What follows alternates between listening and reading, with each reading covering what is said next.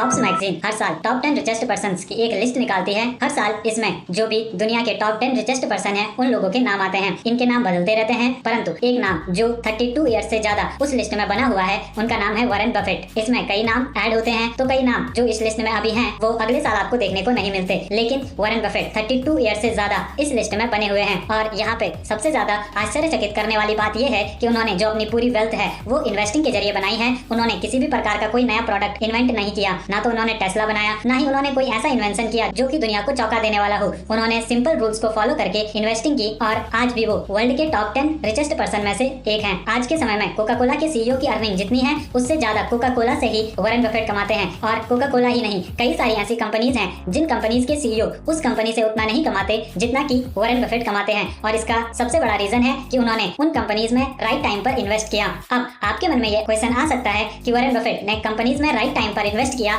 तो इससे हमें क्या फायदा। लेकिन अगर यही स्ट्रेटेजी मैं आपके साथ शेयर करूं, जो कि मैं आज की इस वीडियो में करने भी वाला हूं, कि किस तरीके से आप किसी कंपनी को चूज कर सकते हो जो कि फ्यूचर में चलकर एक मल्टी बैगर हो सकती है। खुद वॉरेन बफेट किस तरीके से किसी भी स्टॉक को चूज करने से पहले उस कंपनी में कौन कौन सी चीजों को देखते हैं, तो आप भी आने वाले समय में इन्वेस्टिंग के जरिए अपनी वेल्थ क्रिएट कर सकते हो। वॉरेन बफेट स्टॉक चूज करने के लिए किस फ्रेमवर्क का यूज करते हैं वो हम आज की इस वीडियो में जानेंगे। और अच्छी बात यह है कि ये फ्रेमवर्क इतना सिंपल है कि कोई भी आम इंसान इस फ्रेमवर्क को यूज कर सकता है। उन्होंने अपनी लाइफ में किसी स्टार्टअप में पैसा इन्वेस्ट नहीं किया, ना ही ऐसी कंपनीज में इन्वेस्ट किया जिनका एक्सेस केवल अमीर लोगों को ही होता हो। उन्होंने स्टॉक मार्केट से ही अपनी पूरी वेल्थ बनाई है और स्टॉक मार्केट का एक्सेस हर एक आम आदमी को है। सच बताऊं तो इन्वेस्टिंग के बारे में सीखने के लिए मैंने अभी तक जितनी भी बुक्स पढ़ी हैं, ये बुक उनमें से one of the best book है जिसका नाम है द वॉरेन बफेट वे। इस बुक के ऑथर है रॉबर्ट जी हॉकस्ट्रॉम। वॉरेन बफेट के ऊपर सैकड़ों बुक लिखी गई है, लेकिन खुद वॉरेन बफेट कहते हैं कि अभी तक उनके ऊपर जितनी भी बुक लिखी गई हैं उसमें से जो बेस्ट बुक है वो है द वॉरेन बफेट वे। इसमें एग्जैक्ट स्ट्रेटजी शेयर की गई है जो वॉरेन बफेट यूज करते हैं किसी भी स्टॉक को चूज करने से पहले, जिसके बारे में हम आज की इस वीडियो में जानने वाले हैं। So let's begin. Warren Buffett के इन्वेस्टमेंट स्टाइल को समझने से पहले हम उन दो पर्सन की बात करेंगे जिनका उनकी इन्वेस्टिंग जर्नी पर काफी बड़ा इम्पैक्ट पड़ा।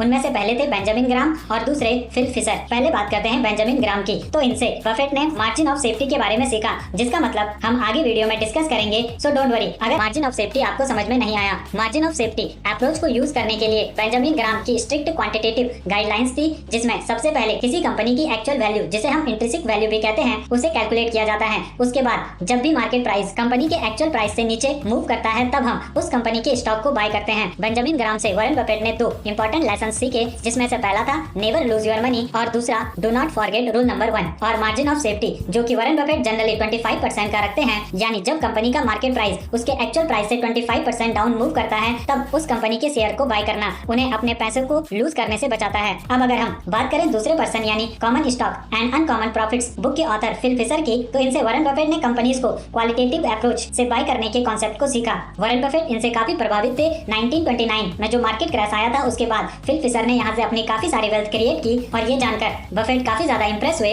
और उन्होंने इन्हें पढ़ना स्टार्ट किया। फिल फिशर उन कंपनीज पर फोकस करते थे जो आने वाले कुछ सालों में ग्रो कर सकती है और जिनका sale and profit rate industry के एवरेज रेट से ज्यादा है। इनसे बफेट ने सीखा कि अगर हम अपने एग्स को बहुत सारी अलग अलग टोकरियों में रखते हैं तो उन्हें एनालाइज करना उतना ही मुश्किल हो जाता है। इसीलिए कुछ सेलेक्टेड कंपनीज में ही इन्वेस्ट करना बेहतर होता है। जिस कंपनी के बिजनेस मॉडल को हम अच्छे से एनालाइज कर सकते हैं उसी कंपनीज के शेयर्स को हमें बाय करना चाहिए। और यही कारण है कि वॉरेन बफेट पूरे साल में केवल एक कंपनी के स्टॉक्स को ही बाय करते हैं और कई बार तो वॉरेन बफेट को 2 से 3 साल लग जाते हैं किसी एक कंपनी के स्टॉक्स को बाय करने के लिए, जिसे वॉरेन बफेट फोकस इन्वेस्टिंग भी कहते हैं। इसमें आप बहुत सारी कंपनीज पर फोकस नहीं करते, परंतु आपके सर्कल ऑफ कॉम्पिटेंस में जो भी कंपनीज आती हैं उन्हें एनालाइज करके उनमें से एक कंपनी को चूज करते हो। अब हम बात करेंगे वॉरेन बफेट किसी भी कंपनी के स्टॉक्स को बाय करने के लिए एग्जैक्टली किस फ्रेमवर्क का यूज करते हैं। इस फ्रेमवर्क के 4 पिलर हैं और इनको समझने के लिए सबसे पहले आपको समझना होगा जब भी आप इन्वेस्टमेंट करते हो तो आपको बिजनेस ओनरशिप का माइंड रखना होगा, ना कि स्टॉक ट्रेडिंग का। ट्रेडिंग करके आप कभी भी उतना अमीर नहीं बन सकते जितना कि आप इन्वेस्टिंग करके बन सकते हो। इसके हमारे पास कई सारे प्राइम एग्जांपल हैं, जैसे वॉरेन बफेट, बेंजामिन ग्राम, फिल फिशर, राकेश झुनझुनवाला। ये सभी अपने स्टार्टिंग फेज में ट्रेडिंग करते थे,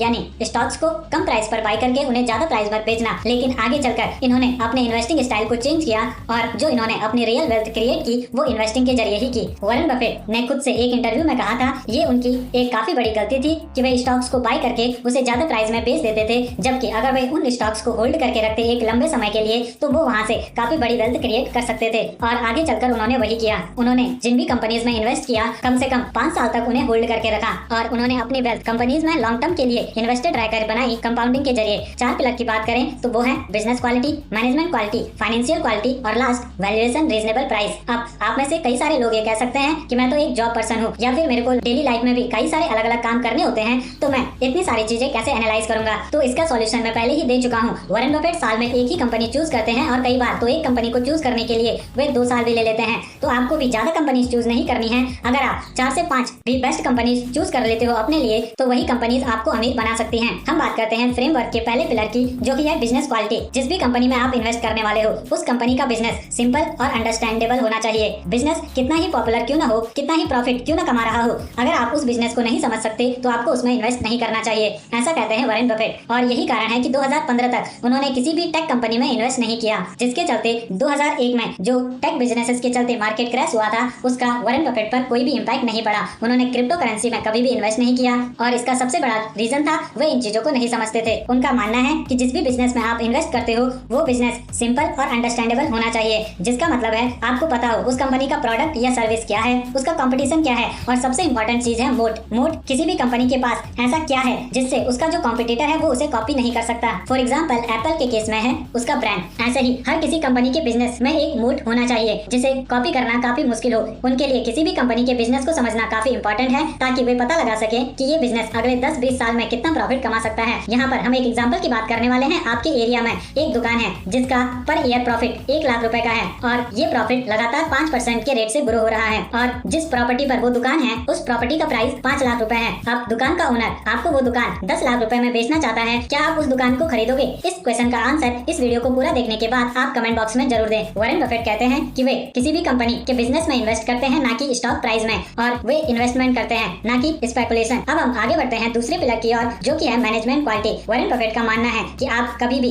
एक बुरे पर्सन के साथ अच्छा प्रॉफिट नहीं कमा सकते। किसी भी कंपनी का मैनेजमेंट अच्छा है या बुरा, इसके लिए आपको उनके प्रीवियस रिकॉर्ड चेक करने होते हैं। जब भी मैनेजमेंट के पास एक्सेस कैश होता है तो वे उस कैश के साथ क्या करते हैं। अगर वे उस कैश से अपने ही शेयर बाय बैक करते हैं या फिर एक्सेस कैश को शेयर होल्डर्स को डिविडेंड के रूप में पैसा देते हैं या फिर अपने ही बिजनेस में उसे री इन्वेस्ट करते हैं, तो ये 3 ऐसी चीजें हैं। अगर कोई भी मैनेजमेंट इन तीनों में से कोई भी काम करता है तो आप उस मैनेजमेंट पर भरोसा कर सकते हो। इसके अलावा किसी भी कंपनी के मैनेजमेंट की सबसे बड़ी क्वालिटी होती है except mistakes. We are human beings, हम गलतियां करते हैं और जब हम किसी बिजनेस को चला रहे होते हैं तो वहाँ पर भी हमसे काफी सारी मिस्टेक्स होती हैं। कुछ लोग अपनी गलतियों के लिए मार्केट को ब्लेम करते हैं, दूसरी चीजों को ब्लेम करते हैं, लेकिन आपको इस तरह के मैनेजमेंट से बचना है। आपको ऐसी कंपनीज में ही इन्वेस्ट करना है जिसका मैनेजमेंट अपनी गलतियों को स्वीकार करता है, क्योंकि जब वे अपनी गलतियों को स्वीकार करेंगे तभी वहाँ पर पॉसिबिलिटी आती है कि आने वाले समय में वे अपनी गलतियों को इम्प्रूव कर पाएंगे। बात करें तीसरी क्वालिटी की तो वो है फाइनेंशियल क्वालिटी। यहाँ पर आपको किसी भी कंपनी की 4 चीजें चेक करनी होती है। पहला, depth to equity ratio. Depth जितना कम हो उतना ही बेहतर है, या फिर डेप्थ हो ही ना, क्योंकि जब किसी कंपनी के पास कर्ज नहीं होता तो उस कंपनी के डूबने के बहुत कम चांस होते हैं और अगर आने वाले समय में कंपनी को ग्रो करने के लिए लोन की जरूरत होती है तो उसे आसानी से लोन मिल भी जाता है। दूसरा, हाई रिटर्न ऑन इक्विटी। अगर आपने कंपनी में 100 रुपए इन्वेस्ट किए तो आपको उस 100 रुपए के बदले कितने रुपए का रिटर्न मिल रहा है। अगर आप 20% या उससे ज्यादा का रिटर्न कमा पा रहे हो तो इसे हम एक अच्छा रिटर्न मानेंगे। तीसरा, हाई प्रॉफिट मार्जिन। जब भी कोई कंपनी किसी सर्विस या प्रोडक्ट को लॉन्च करती है तो उसकी एक कॉस्ट होती है। उस कॉस्ट के बाद कंपनी उस प्रोडक्ट को कितने में सेल करती है, इन दोनों के बीच के गैप को ही मार्जिन कहा जाता है। ये जितना ज्यादा होगा उतना ही कंपनी के लिए बेहतर है। अगर कोई कंपनी हाई मार्जिन पर अपने प्रोडक्ट को सेल कर पा रही है, यानी उसके पास कोई ना कोई मोड है, एक कोई ऐसी चीज है जिसको उसका कॉम्पिटिटर कॉपी नहीं कर पा रहा, जैसा कि है एप्पल के केस में। एप्पल की ब्रांडिंग इतनी बेहतर है कि उसके कॉम्पिटिटर उससे अच्छा प्रोडक्ट लाके भी उससे कॉम्पीट नहीं कर पाते। फोर्थ, पे डिविडेंड्स। आपको ऐसी कंपनीज ढूंढनी चाहिए जो अपने प्रॉफिट्स को शेयर होल्डर में शेयर करती है, और अगर कोई कंपनी डिविडेंड शेयर नहीं करती है तो उसका जो स्टॉक प्राइस है वो लगातार इंक्रीज होना चाहिए, तभी आपको उस कंपनी में इन्वेस्ट करने का फायदा है। बात करते हैं फोर्थ पिलर की, जो कि है रीजनेबल प्राइस। कई सारी कंपनीज में आपको पहली 3 क्वालिटीज तो मिल जाएगी, लेकिन उनके प्राइस काफी ज्यादा हाई होते हैं, तो आपको सबसे पहले रीजनेबल प्राइस वाली कंपनीज को फाइंड करना है।